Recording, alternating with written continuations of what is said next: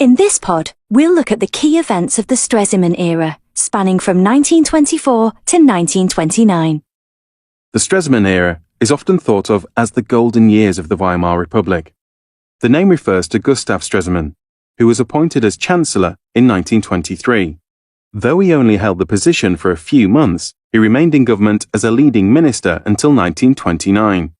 During this period, he made significant and positive changes within the Weimar Republic. He contributed to economic recovery, improved international relations, and political stability.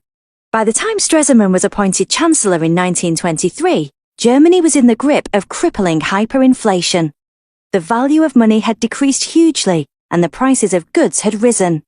In spite of this, Stresemann managed to stabilize the economy. He ended the policy of passive resistance taking place in the Ruhr. He also introduced a temporary currency, the Rentenmark, which was later followed by the permanent Reichsmark. In 1924, Stresemann agreed to the Dawes Plan with America. This provided the Republic with 800 million marks. It was enough to bring hyperinflation to an end and to ensure future reparation payments could be met. It also allowed the Republic to repay only what it could afford. As a result, the economy quickly boomed in industries such as iron, coal, and chemical production. In 1929, Stresemann agreed to another loan from America under the Young Plan. This significantly reduced the reparations bill from £6.6 billion to £2 billion. The growing financial security reduced political pressure on the government. Landowners and industrialists prospered, and with the increase in wealth came a period of contentment. Improved international relations were not confined to America. In 1925, Stresemann signed the Locarno Pact to secure post-war territories. In 1926, Germany was allowed to enter the League of Nations. This signaled a change in attitude towards Germany, as more nations trusted the country again. Stresemann later signed the Kellogg-Briand Pact in 1928, in which signatory states promised not to use war to resolve conflict. Political stability was harder to achieve.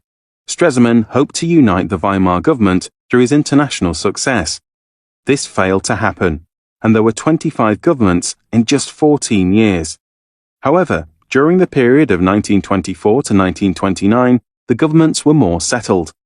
Following the 1928 election, there was a rise in the number of pro-republic parties in government, including the Social Democratic Party of Germany. This was the first time the SPD had been elected in the government since the disastrous year of 1923. It showed that people had restored their faith in pro-republic parties.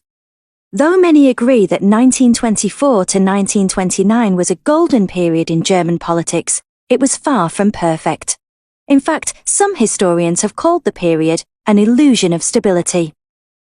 There were major weaknesses that would cause serious consequences in the 1930s. Stresemann was aware of the carefully balanced nature of Weimar's economy and its reliance upon American loans. In a speech on the 3rd of October 1929, he said, "The economic position is only flourishing on the surface. Germany is in fact dancing on a volcano. If the short-term credits are called in, a large section of our economy would collapse." Unemployment continued to be an issue throughout the 1920s and worsened by the start of the 1930s. Agriculture never recovered from the war, and though industry boomed during the Golden Age, farming quickly declined.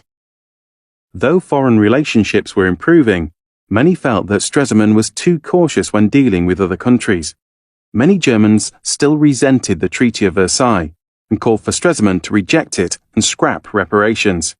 Furthermore, the number of governments entering the Reichstag was still very high. Coalitions found it hard to work as a united team. Some historians have pointed to politicians being unwilling to compromise as the main cause of the Weimar Republic's failure.